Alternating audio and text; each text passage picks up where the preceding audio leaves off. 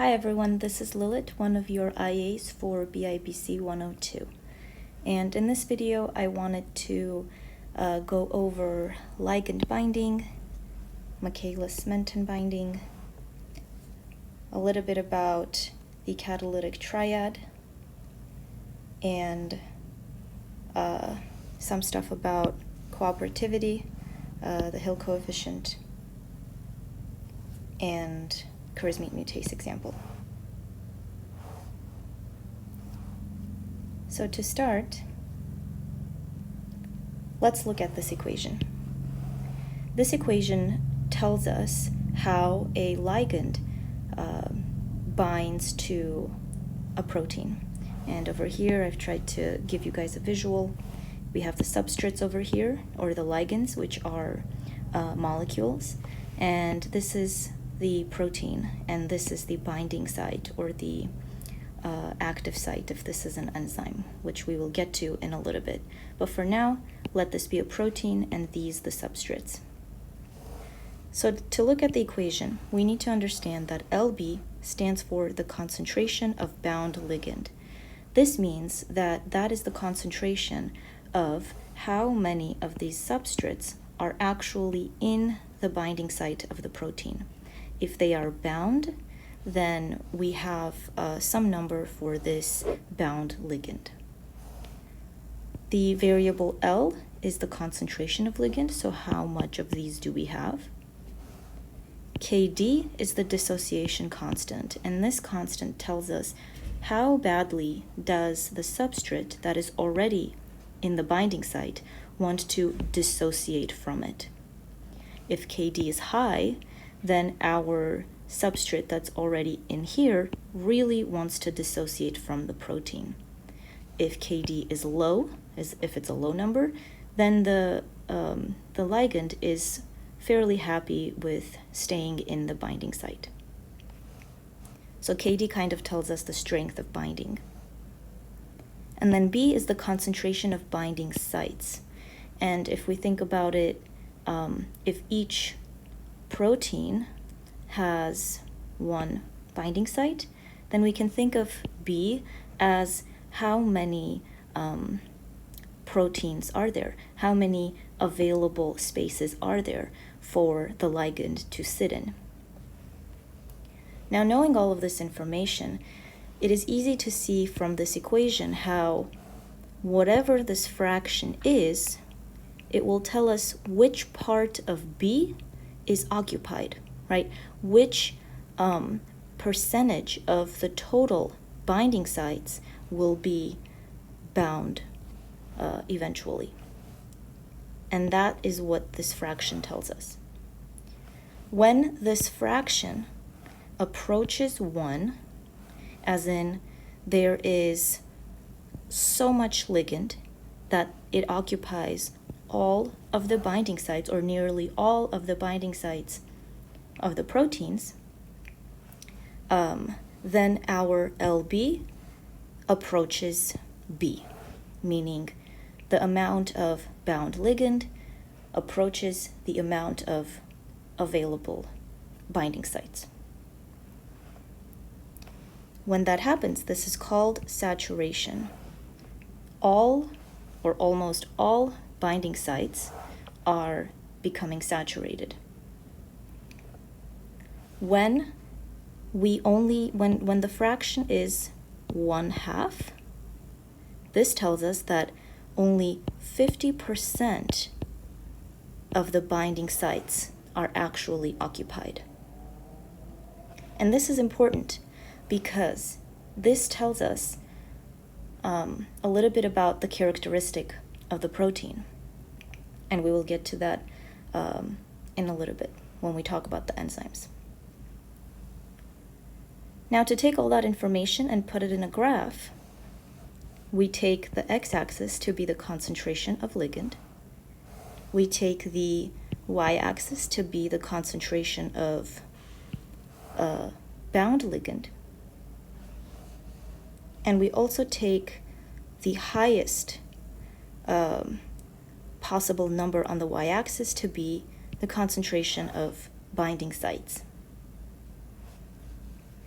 this graph tells us that as we increase the concentration of ligand in our reaction, the number of bound ligand is going to consistently increase until it plateaus and finally reaches the highest saturation number, where all of the binding sites are occupied by our substrate. Now remember when we talked about this fraction being 1/2. If this is 1/2, then 1/2 of our B is occupied. So we can think of it as 1/2 of our B is LB. And this is what we have here. The amount of substrate that is needed to get 1/2 occupancy of our binding sites, that number of substrate is called the KD. So KD tells us how badly the substrate wants to dissociate from the protein, but it also tells us how much ligand do we actually need to occupy 50% of all available spots in our protein. Now you notice that I have two KDs here, and that is because in this graph we are comparing two different protein binding activities. So we have dark purple and we have light purple. As you can see, for dark purple, we need only a little bit of L, right? Because KD is at a lower amount. We need only a small amount of L to get to 1/2 of B. However, for light purple, we need a lot more substrate to get to 1/2 of B. This means that the protein that's denoted by the light purple is going to need a lot more substrate to get to the amount of occupancy that dark purple gets to by having much less substrate. From this, we know that the dark purple is far more likely to bind to the ligand because it only needs a little bit of it to bind 1/2 of its binding sites. However, the light purple needs a lot more to satisfy 1/2 of its sites. So in a way, we can think of KD as maybe affinity, and that's kind of foreshadowing what we will see over here when we start talking about enzymes. And over here, I just have a small description of what I call the half saturation. The KD, which is the amount of ligand you need to saturate 50% of the binding sites. And that happens when our fraction, which is this, equals to 1/2. And as you saw in discussion, or will see in discussion, to make this fraction 1/2, then your KD must equal the amount of your L, right? KD equals L. And this further tells us that KD is the amount of L that you need to get to 1/2 of the total binding sites. Now, we were talking about ligands and proteins and them binding, but the same idea is implemented in enzymes and enzymes during reactions. So if we look over here, we have a very similar graph, but our equation has different variables. But if you look at it, it's very synonymous to ligand binding. When we're talking about enzymes and how they process their substrates, we're talking about Michaelis-Menten binding. Your V0 is the initial velocity of the reaction of an enzyme and substrate. Your S is the concentration of substrate we have in the reaction. Km is analogous to Kd, as in it tells us how much substrate do we need to get to half of Vmax. And Vmax is synonymous to B. So Vmax is the maximum rate or maximum velocity that the reaction can go at. So you can see how this and up here, this, are similar concepts. We just use this for ligand and protein binding, and we use this for enzyme and substrate binding. Again, to make sure that you guys understand this important point, Km is the constant that tells us about the affinity of the enzyme to its substrate. If Km is high, that means we need a lot of substrate to use 1/2 of Vmax, right, for the reaction to go at 50% of its maximum velocity. If Km is smaller, that means we need a little amount of substrate to reach the same velocity. This tells us that the dark purple enzyme, in this case, having a smaller Km, has higher affinity for the substrate because it only needs a little bit of it to get to 1/2 Vmax. And we know that light purple, because it has a higher Km, it needs more substrate to get to the same 1/2 Vmax. So Km tells us affinity of an enzyme towards its substrate. An important equation that you guys should understand and commit to memory is Vmax equals Kcat times concentration of enzyme. Kcat is an intrinsic factor of each enzyme, and it tells us how fast that enzyme can work.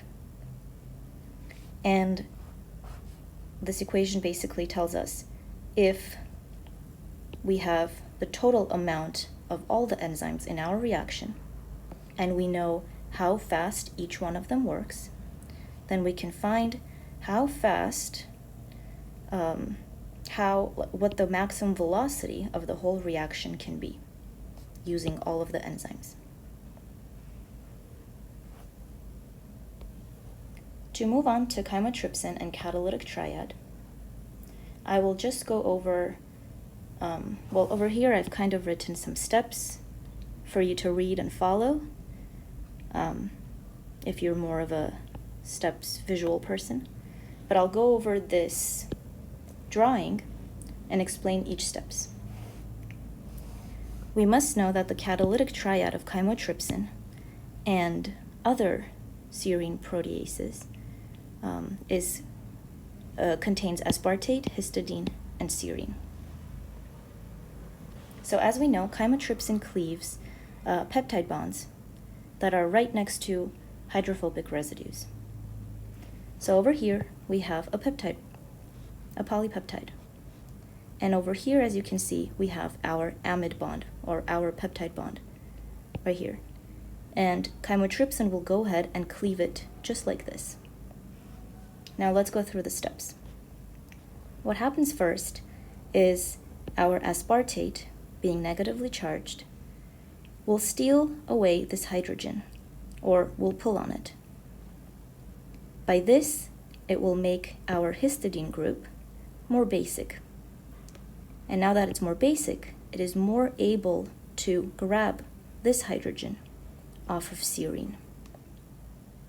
Now serine is made into a better nucleophile because it has more negative charge on it, and it is able to attack the carbonyl of the peptide bond. After this attack, a little bit of organic chemistry and electron pushing, this carbonyl bond opens up onto the oxygen, and our oxygen is now negative.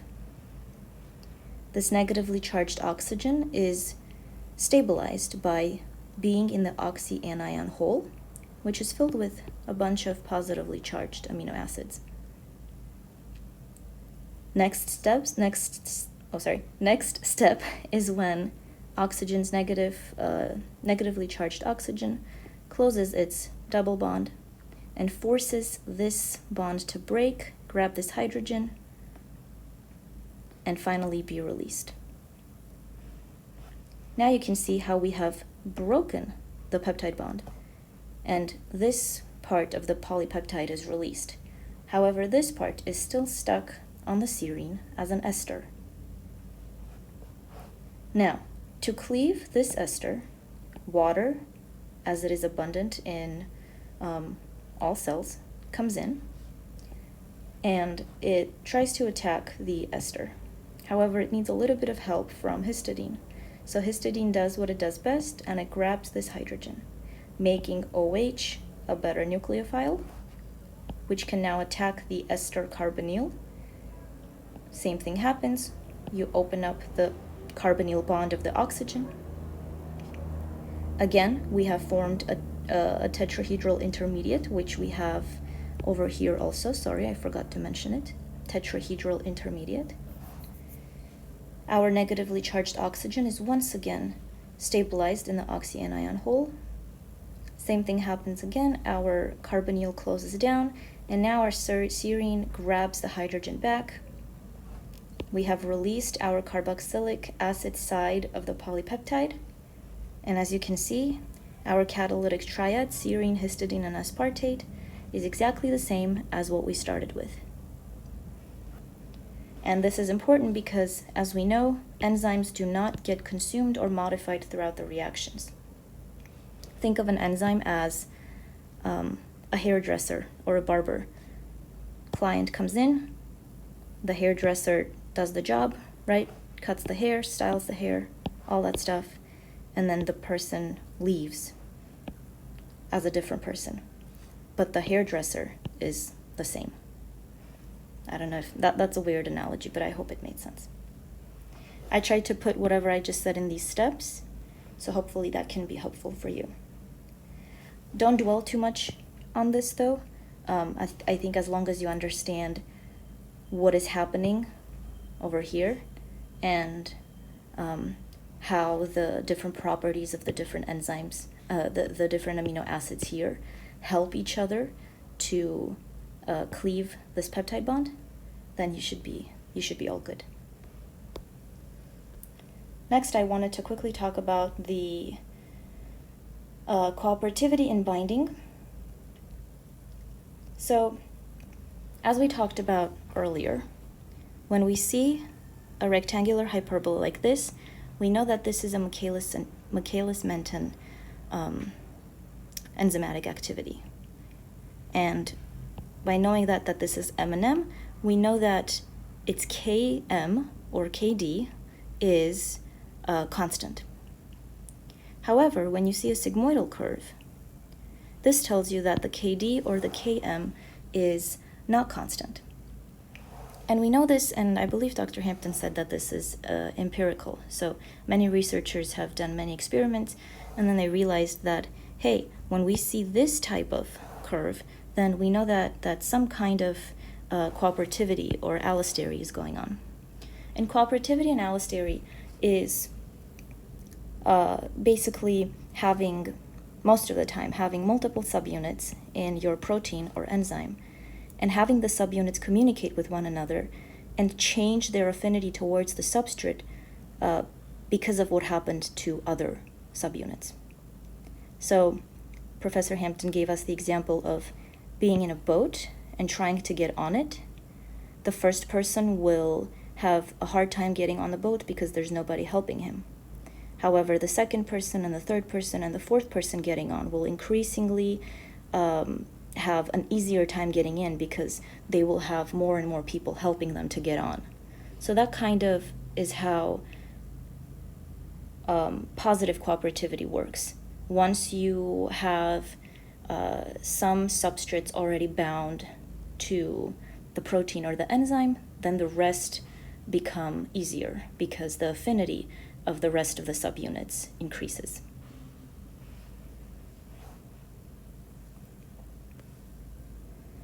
Oh, and myoglobin is 1 subunit and hemoglobin is 4 subunits, and this is just a classical comparison between a protein that is Michaelis-Menten, and then hemoglobin is obviously it has cooperativity going on.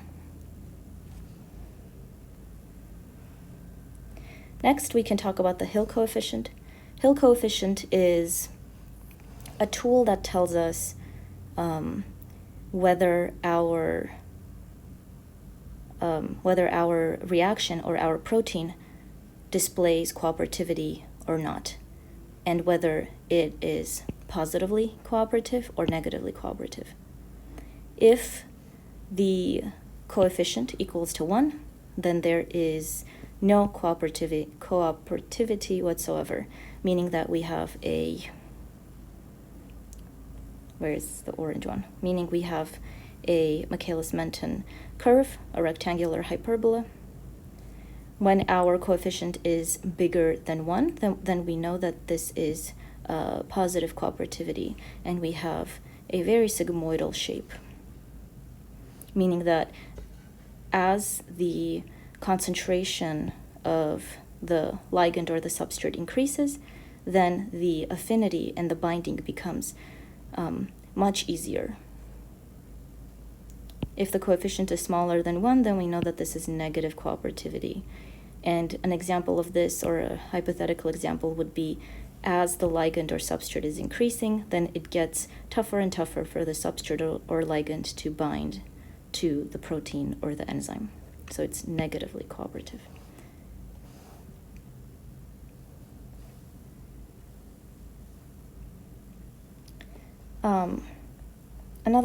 Before we move on, I wanted to talk about the Lineweaver-Burk plot also. This is just another tool that demonstrates whether our reaction at hand or binding is Michaelis-Menten. So basically, if your line is straight, then this is displaying a Michaelis-Menten process. If this is anything else but a line, then we have some kind of cooperativity or allostery going on. What you need to know for this, remember the axes. They are the reciprocal of what the Michaelis-Menten graph has. Know that this value over here on the y-axis is 1 over Vmax, and this value on the x-axis is negative 1 over Km.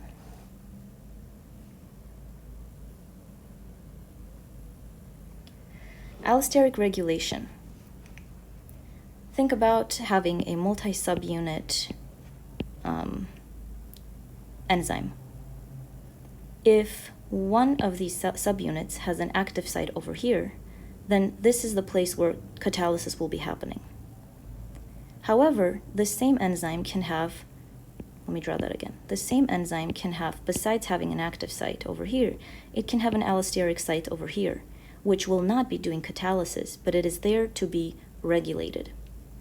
So what happens is we have different molecules, or even the products of this reaction, coming back, attaching or binding to this allosteric site of the enzyme, and regulating it, whether it is activating or inhibiting, depends on the reaction itself. So how do we see these changes on a graph? We see our sigmoidal curve in the middle, and then we have one that is much lower and one that is much higher. If we take the 1/2 of Vmax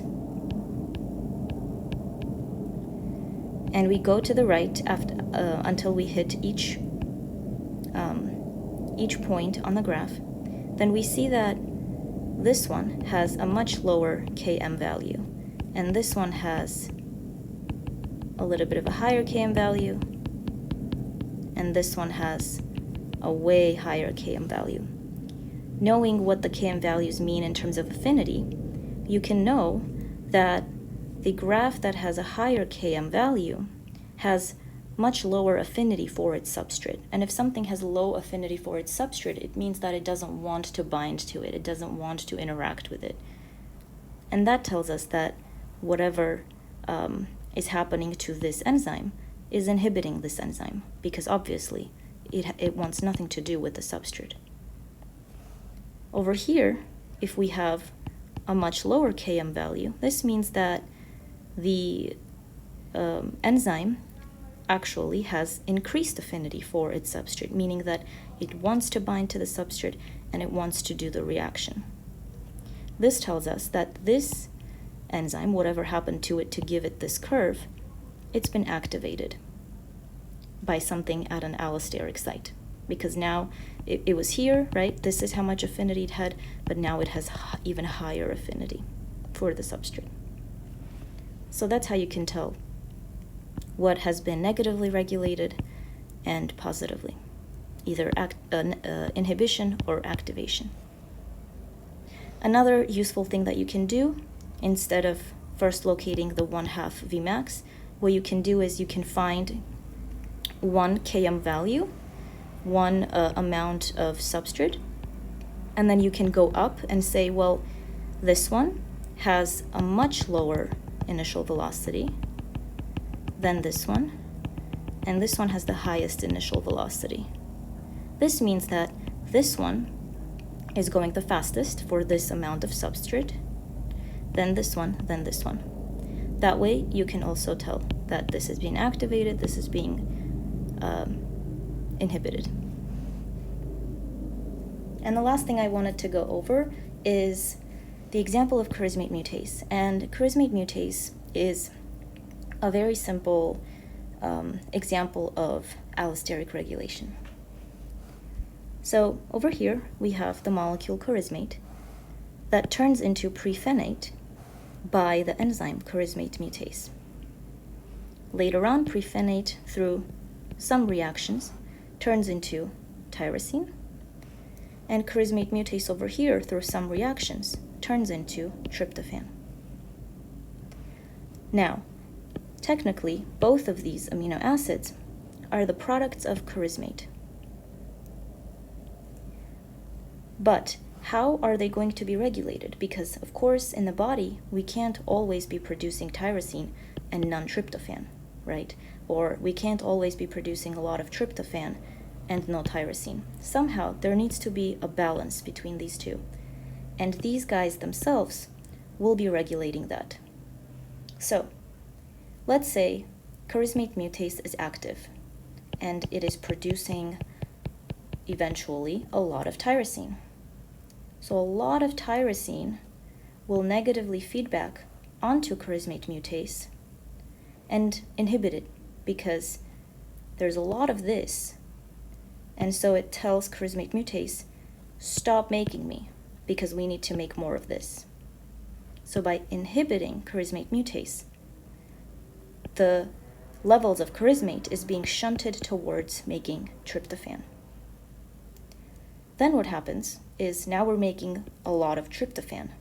So now tryptophan says, well, now there's a lot of me, I need to negatively activate, negatively means like feedback, right? Going backwards. Wait, I said that wrong. Not negatively, just a lot of tryptophan goes back and activates chorismate mutase, because it says there's a lot of me, we shouldn't have more of me, we should have more of tyrosine. So by this activation, chorismate mutase starts using the leftover chorismate to make more tyrosine. So in this case, you see how both of these products are working to regulate their own levels by working on the enzyme chorismate mutase. The example of chorismate mutase is only given to you guys because it's such a great example of allosteric regulation. And you don't need to know any of these specifics of how these reactions take place. Just understand how this happens. And it looks like this is all I wanted to cover for this video. As always, if you have any questions or if you have any feedback, please email me. My name is Lilith. You can email me through my email address on Canvas. I will also post my office hours on the calendar in the coming few days, so everybody can access without getting confused with the password. And I will see you when I see you. Bye, and good luck studying.